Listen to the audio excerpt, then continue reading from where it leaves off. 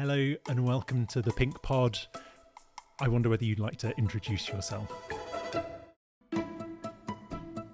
Thanks for having me. I'm Stuart and pleased to be here in this amazing setting. Yeah. Isn't it good? Yeah, it's fantastic. Makes us look very pro. Oh, we are pro, that's why. So I wonder whether you'd like to start by telling us a bit about your cycling background, how you came to ride the bike as much as you do, as fast as you do, and how you came to Condors. Wow, that's a big question in one. So, where do I start? Well, I suppose 2015 was probably the start of actually putting on the Lycra. I was working with a guy. He had a call from a mutual friend of ours asking if we wanted to do a charity ride. And it all literally just started from there. We both said, yeah, let's give it a go. Bought a cheap second-hand bike, discussed what we were going to wear, which is quite funny because I had a phone call. We'd arranged to go out. I had a call from my pal. Stu, I can't wear this. I'm like, well, what do you mean? He said, well, I'm going to see people we know. He said, have you put your kit on? And I'm like, yeah, I'm raring to go. So I said, look, just go with it. I said, everyone wears this. It's meant to be tight. We'll be fine. We'll get through it together. So puts the phone down. Doorbell rings. Answer the door. There's my pal. He's got his Lycra on, with a huge pair of basketball shorts over the top. So I tried telling him, look, you'll be fine. You're going to have to take them off. No, you wouldn't have it. So the shorts stayed on for the first ride. Flapping in the wind. Around, yeah. And that was literally the start of it. We did the charity ride 6 months later in 2016. And yeah, the rest is history. Now I'm thinking that you must have known that it was a calling early on if it didn't occur to you to put the modesty shorts on. I was all in, mate, from the start. I just wasn't tighter the better. Yeah, tight is right. I mean, neither of us were in good shape.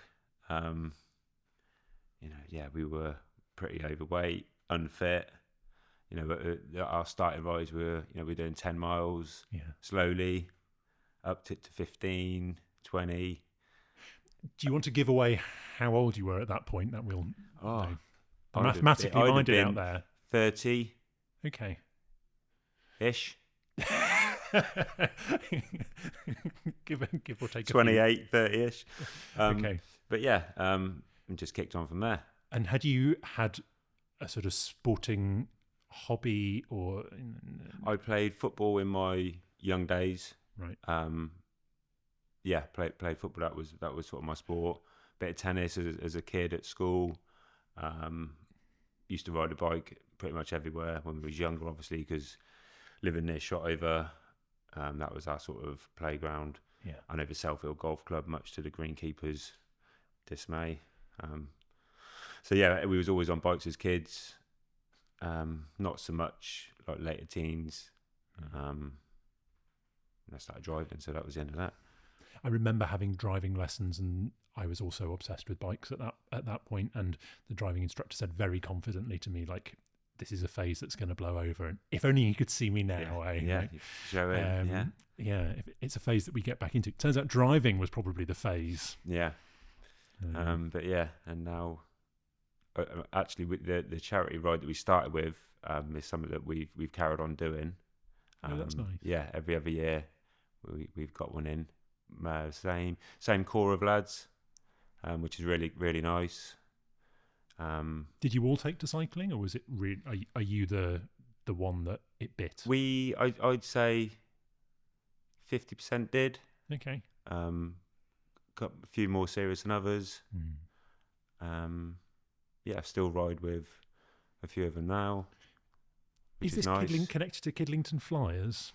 That's No, a name that I see. No, that is that was a sort of, when we first started, that was what we named ourselves. Okay. Bit of fun. Yeah. Pretty cool name. Absolutely. And with a lovely jersey. Yep. No, this was with Kelly's Heroes. Okay. Up to date, I think we actually phoned my pal on the way here just to ask him You knew some you were facts. okay. And he said we've raised over £80,000, which is pretty. Wow. Yeah. Mainly for local charities, a lot for Sobel House, motor neurons disease Oxford, Jigsaw in Oxford. So yeah, some real That's incredible. yeah, some good charities. And yeah, it's been tough along the way, but good laughs Yeah. and great causes. That's incredible. I mean, I don't think I'd realised that you'd come to the bike largely as a part of charity riding. I remember seeing there was sort of peak sportive moment, wasn't there? Yeah. Where people were doing lots of events and they were all sponsored, and it was almost like a parallel to marathon running culture, where you see people signing up for events and getting sponsorship, and then it felt like that sort of died out a little bit as a cycling activity. But yeah, I guess we've got you out of that whole scene. Like Definitely, yeah. And I think just once I'd got into it and got a bit fitter and yeah, just didn't really look back. And yeah, I mean, it has to be said you've got a lot fitter, right? I mean, you're a fast rider. You you like riding hard.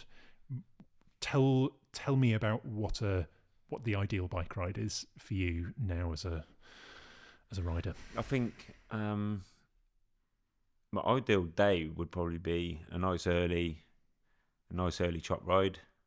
Okay. How early is early? Not too early on a weekend. 7 on a weekend. Okay. So roll out at 7 for a good hour 20, something like that. Have a coffee, then just go for a steadier, I don't know, 4 or 5 hours. Mm-hmm. Go home, earn your lunch, and feel good, and get on with whatever the wife wants to do. I was going to say, why is that the ideal? Having a really early start and then being back. Is that manoeuvring around family, or is it just about the fact that it's quiet out? I think it's a bit of both, to be honest. I think if I know I'm going out anyway, I'll be up early-ish. I wouldn't just sort of.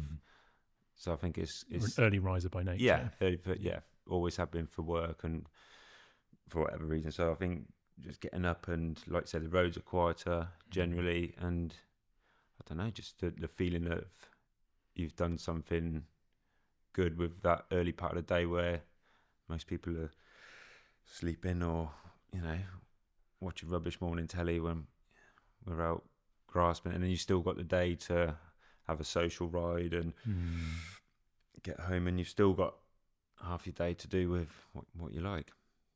Yeah. So you've mentioned that you're going on a chop ride. Tell me what that is. So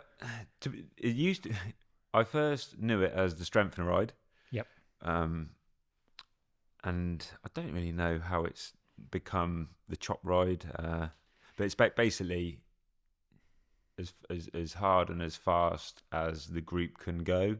I suppose you would set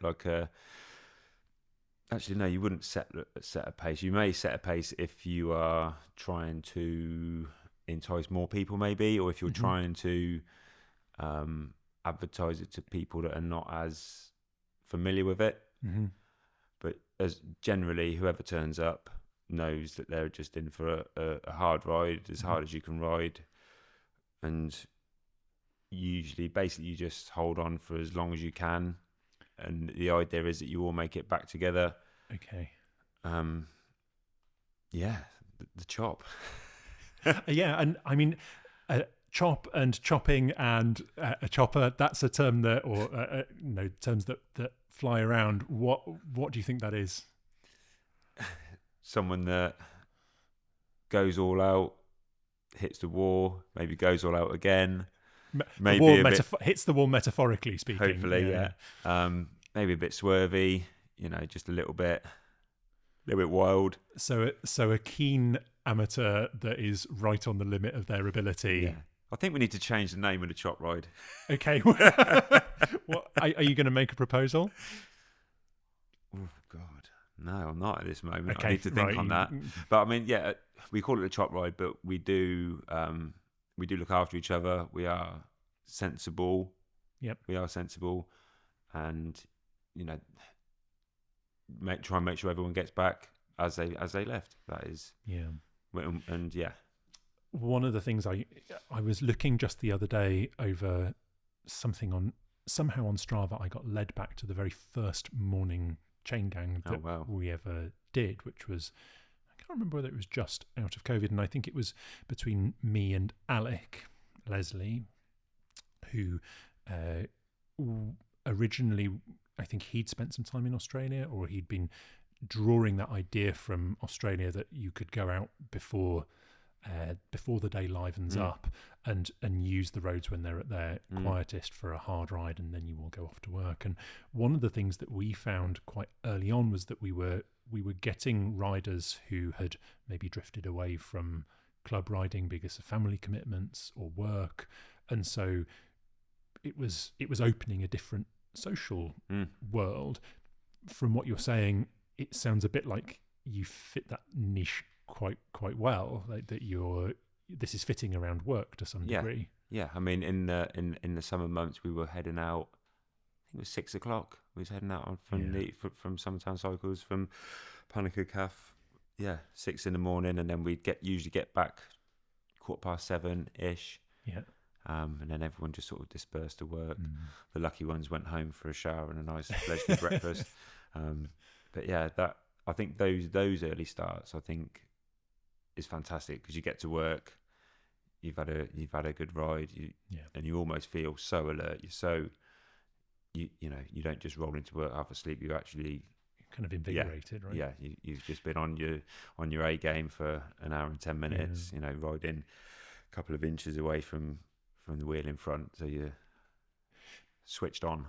You've mentioned that a part of the dynamic there is not only that it's hard, but that you look after each other as well. Like, is that combination important? Because I think lots of people might think a really hard, aggressive, competitive ride might feel quite hostile, or tell me what it's like. What's the atmosphere like while you're breathing through your eyeballs? You have to be so aware of the person in front, because you don't want to clip their wheel. The person behind you don't want to cause them to clip your wheel. So you are constantly thinking of the group.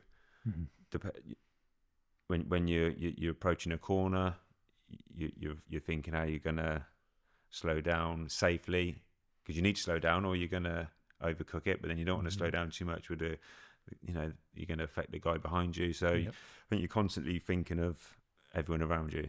Yeah, so trying to modulate your behaviour and your effort so as to stick together and totally, and to so you move as a group. So you're.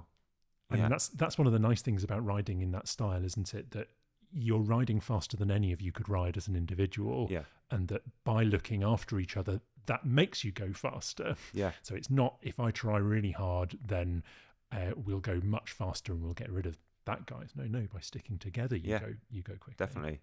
I think I remember, the very early days when I started joining to do the strength and rides. I knew for a fact that I wasn't gonna finish the ride with the lads I started with.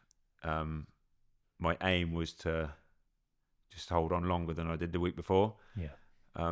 Which was fine for me. People have this thing about, I don't want to do that ride because I'm going to get dropped, or I'm going to be the slowest, or it's my aim was always just to go as fast as I could, as long as I could, and then when I dropped, and I'd be pleased with how far I'd gone. Yeah. And the whole group was supportive of that. Everyone was, that was the idea of it. Yeah. Brilliant. I loved it. Getting dropped was fantastic.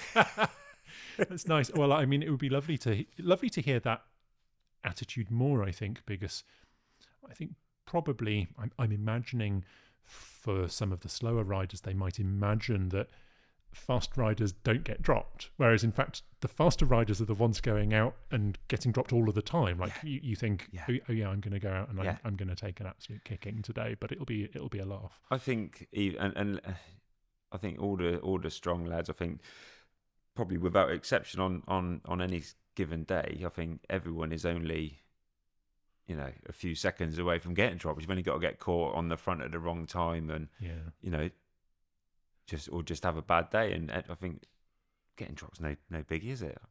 I don't. Well, think you so. wouldn't know, but I mean, I think I do know. I do know. Yeah, but it's an interesting line to walk, I think, because my feeling is that the less often it happens, the more fearful you become of it. Yeah, and I remember the last couple of rides when we were sort of rolling back, me and Alec were chatting, and he'd had such a strong ride, and you know, he was on the front and he was pulling longer than he probably should have, but he kept doing it and seemed super strong. We're rolling back and he's, oh God, I thought I was going to get dropped about 4 times there. You know, I was on the edge and I was thinking, no idea. Yeah. Seemed like he was, but then I was thinking the same, but I thought I was the only one that's suffering. So you just don't know what the other man's thinking, do you? Yeah, interesting. Yeah. All of this is also making me think about competition more generally. I have not raced with you. I've ridden hard and fast with you, but what's your attitude towards competition? I've not done a lot of. Well, I've hardly done any race. I've done no actual sort of road racing. I did a couple of spins round Dalton. Mm-hmm. And we did a 9 up GT. Oh, I remember. We did. I did two or three Cat 3-4 races. Yeah. What were they like? They were very tense, I'd probably describe it for myself, because the only close contact sort of riding I'd done was, you know, a pace line chain gang, where you've only ever got one bike next to you. So to go from that to having, you know, 3 or 4 either side was like, oh my God, this is. I'm actually scared to steer. Yeah, there is no way out. Right? No, so I didn't really like that, to be honest. And also I didn't ever feel that, probably just because I was in completely the wrong place, but I didn't ever feel that I could do anything apart from just follow the bike in front and to the, you know. Yeah. I did like the fast lap, the final lap and the last sort of straight where everyone sort of spread out and sprinted. Yeah. Love that. I thought that was fantastic. But yeah, the other 50 million laps, however many there were, was like, get me off here. Didn't like it. It sounds to me like the thing that you really like is trying hard. Yeah, I like pushing. Yeah, just seeing what I can do, seeing how fast I can go. Really, I just like, Because I guess one of the things that happens in bunch racing is that you spend long periods of time trying to do as little as possible. Which is not like a chain gang or like a time trial or something like that. It's the opposite in some ways. Like my rule when I'm competing is like, I'm only going to make an effort if I know it hurts someone else. Like, otherwise, what's the point? And it sounds like your relationship with it is a bit different. So. Like you really like the feeling of trying and like pushing yourself to go faster rather than thinking, I could punish them at this moment. And I think like a team time trial, really enjoy that. Yeah. And solo time trials again, because you're sort of on your limit. Redlining. Yeah. Like the actual, and just I think just the feeling of going quick. It's good, isn't it? Yeah. I think it's because I've driven a van for so many years. I like the idea that the what's it called, you've moved from being the persecutor to the persecuted. Like, instead of the van driver that's thinking, bloody cyclists, holding me up, I want to go much quicker. You're thinking, van driver doing. Yeah, quite possibly. Are you planning any competition this year? I am planning on doing the majority of the Gondor's time trials. Uh-huh. Yeah, I'm going to hit those. Probably skip the hill climbing one if there is one. There certainly is. I'll probably help out that day. You get points for that, right? Hill climb is not a part of the time trial series, so but you can help out at another one. I'll give it a go. I mean, you can also help out at the hill climb. Yeah, we'll see. So, we'll see. But yeah, is this going to be on your road bike or a TT? this will be on a bike? road bike. Yeah. Okay. Yeah. So having a tilt at getting the jersey for the series. Well, I'll try, but there's some big hitters. It's I think we've had a redesign as well for that jersey for this year. So I think you should do it in weight categories as well. Like boxing. Alex Harris, who's he? some small guy. No, he's very good. No. I am going to give it. Just for a bit of competitive sort of edge, and yeah, why not? And I didn't really do any last year. Maybe did one. Yeah. So what's changed? I think I'm feeling a bit stronger. So I feel like I'll be able to be more competitive, maybe. And I've got a secret coach who's getting me super aero. Oh really? Yeah. Exciting. Yeah. Some Belgian guy that runs a coffee shop. You might know him. So does this mean you're working on flexibility? When I see you at the building site, then I'll see you kind of limbering up, practicing your aero shrug and constantly stretching. That's me. One of the other things that I have sometimes noticed about you is that you like to travel with your bike. I've seen you go interesting places. Yeah.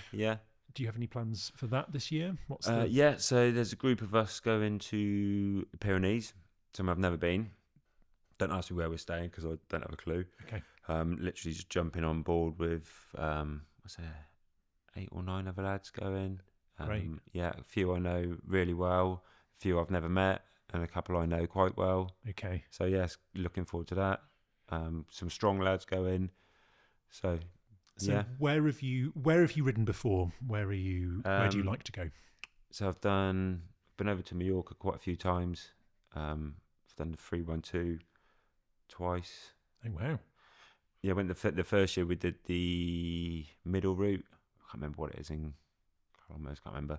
Did the middle route first and then went back and done the full 312 the following year, 2019 I think. Yeah, so that was good. Been to Girona, really like Girona. Yeah. We only went for 3 or 4 days, so could have liked to see a bit more of that. Did a trip to Bormio, which was really cool. Oh wow! Yeah, that was probably one of my favourites. Stelvio. Yeah. Super good. We did a double Stelvio pass in a day, which was pretty cool from from two sides. You mentioned that you were going to sign up to help with the hill climb, but then you've listed a whole lot of very hilly places that you like to ride. Yeah. Did I mention the Fred Whitten? Is this an antagonistic relationship with gravity? Is that what it is? It just seems that all the good places have got mountains and hills everywhere. I do say to my pals, one year we just need to go somewhere flat. Just go somewhere flat, chop it up for a week, come home. Yeah, you're right that there aren't many cycling destinations that don't involve hills, mountains. But then, they're so iconic, aren't they? And the views are, so amazing. And the descents are just fantastic, aren't they? Yeah, is that something that you like? Because some people like the ups but not the downs. Yeah, some people like the downs but not the ups. No, I love the downs. A daredevil? Safely. Okay. Yeah. Where is the safety margin for you? Like, what do you ever look at the speedo and think? Nah. Okay. So it's more about cornering that you would like cornering at high speed that you'd hesitate over, or just be safe. Just know my limits. Yeah. Yeah, but I do feel quite confident in going downhill. Yeah. What's the feeling like? Because I could see your face lit up when you said that. Like it's really good. What's the feeling of going downhill like? I just think it's just the feel of speed and the feel of the danger, and there's not a lot between you and the road, is there, at 60 odd mile an hour? So yeah, it's But pretty. a little bit it's of fear, thrilling, isn't it? It's thrilling. Yeah. You've got to be a little bit scared, right? Otherwise, there's something wrong with you. Yeah, it's true. Yeah. But yeah, I mean, this year would be interesting because it'd be my first year with disc brakes going downhill. Yep. So we'll see what that's about. Yeah. I've had some funny noises coming off my carbon rims before now. Yeah, the sound of not stopping, as I think. Yeah, like, but it's I've always been fine. I think the last trip I went down Sacalobra. Oh yeah, in the rain on carbon rims, and I think that was like, yeah, I might need to. That made you reassess your relationship with fear, did it? No, I was just annoyed that I couldn't go. Yeah. So I did think then that maybe, you come all this way to go down Sacalobra, and you got you have to tiptoe down it. Yeah. But it's still amazing, and sure I'll go back another day for another look. I imagine so. Yeah. How many KOMs I got? How many have you got? About 40 last time I checked. That's good going. I think. It's good. My proudest one is the descent through Islip, so down over the bridge. Yep. Round the hairpin. Hard right. Yeah. Yeah. Nearly died getting it, but I got it.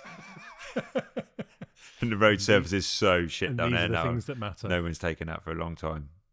I also remember that corner was one that would endlessly get kind of greasy, yes, oily. Like every year there will be a kind of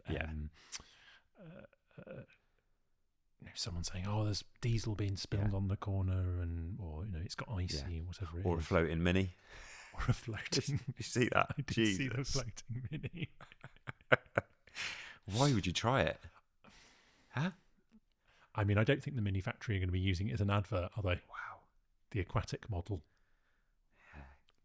Get a push bike, try riding through it, but not driving a Mini for it, are you? Yeah. I mean, is it bravery? Stupidity? But the funny thing is, I've got a photo of a car in exactly the same place from like Christmas a few years ago. Yeah.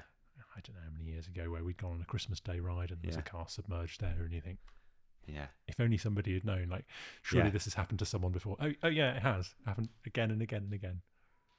Yeah. We've talked a lot about cycling and the riding that you're doing, but I don't think we really talked about how you ended up in the Condors. God, I think it's like 4 years ago now. I think I first joined her. I think a few of the lads I was riding with was just getting annoyed of me sort of dragging them along at speeds they didn't want to ride at. So they said, "Look, you really need to find some new mates," basically. Oh, I see. And and so I just literally just went along one Thursday evening, maybe. Yeah. I think it was for a strengthener ride. Got spat straight away. And went back the next week. So you went from being top of the pile to the bottom. Yeah. Interesting. Yeah, massively. What was that like? I mean, you've said that you kind of liked it, but that sounds quite a shock to the system. It was brilliant. Yeah, I remember ringing my pal and driving into work next day. So what's it like? I said, you won't believe it. They're all animals. You would not believe how strong. Blah blah blah. So yeah, he was like, "Oh wow, how fast are you going? All this. How long did you stay with them?" I was about 5 minutes. So obviously, because you were the strongest rider that they knew, right? Yeah. That they admit to knowing. Yeah. But yeah, it was great. It was really good, and it was just good to have that challenge and have that goal and something to aim towards, of set your targets on. Yeah, a bit like kind of going up a division or something in a Massively. yeah. I mean, that would have been yourself, Matt Jarvis, Will Pepper. Yep. Who else would have been there? I think Paul. Mm. Yeah, some real strong. Dave Holland. Yep. Some real strong lads. Yeah. Are you a person that falls back on the turbo? Yeah, just to keep the weekly miles up, and just the feeling that you've still done something even though the weather's rubbish. Yeah. I wouldn't say it's something I really enjoy or What get a lot out of doing. What do you do on the turbo? Is this as Zwifting? Yeah, or just Zwifting. Any sort of set workouts. I might follow a program, a couple of week program. Like the bot group rides. Might pick some of them up. Yeah. But I mean, it serves its purpose, right? It gets you moving. And I was going to say, do you feel like that? Do you train? Is that a part of? Not really. I don't. No, I don't. To be honest, Yeah. I feel like I probably should, and it's something I do keep telling myself I'm going to do, but no, I just sort But of. it doesn't hold an intrinsic appeal. It's not like a kind of not that really. would be. No. Like I said, I'll follow like a program on Zwift and stick to that. But only for a few weeks, or would you do it for? Yeah. And then you want to get out there and just get outside get riding. And, yeah. I think it's part of like you get your kit on, you get out on your bike. I think it's the whole thing of going out on your bike, which I find, which is what I enjoy. So the sitting in a garage, it's good when you get your music on and you can sort of zone in a bit, but it's not the same for me. Yeah, me neither. But I know some people love it. Like that is something about the controlled environment, about it being relatively low faff. You can just roll out of bed onto the turbo trainer. But it sounds like for you, actually, the faff is a part of the definitely experience. I think so. Yeah, getting your kit on and getting the bike prepped. And definitely. Going around corners fast and the whole feel of just riding the bike, I think. Do you like the aesthetics as well? Yeah, I do. Yeah. Like take a certain kind of pleasure in what particular styles of clothing. Yeah, definitely. Or I think it's all 100%. Yeah, I mean, there's the market out there is so vast, isn't it? You can spend a fortune. And we do. But yeah, I think I don't really know why, because you could easily not. Yeah, you could do it on a shoestring, right? Yeah. I've had this conversation with people before. It's bike cycling is so expensive, but it could really not be. I think if it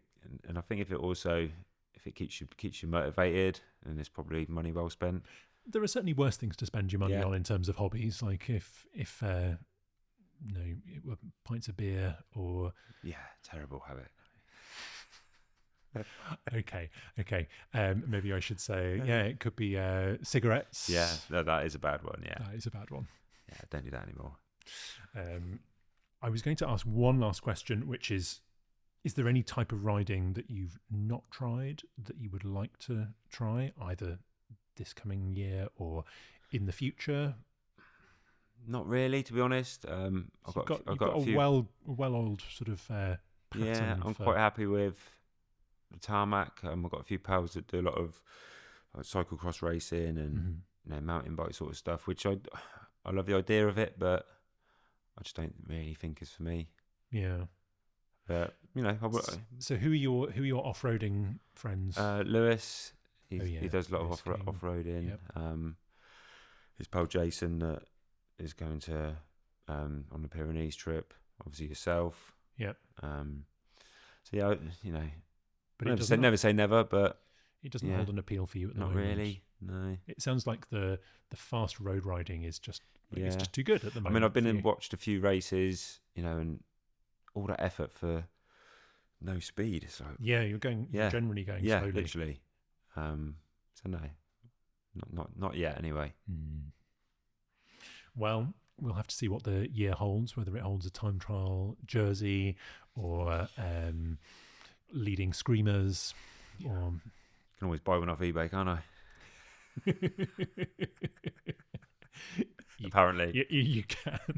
Yeah, allegedly. Well, thank you very much for coming on and agreeing to talk. It's been really lovely to talk to you. Thanks for having me, P. It's been a pleasure. Thank you.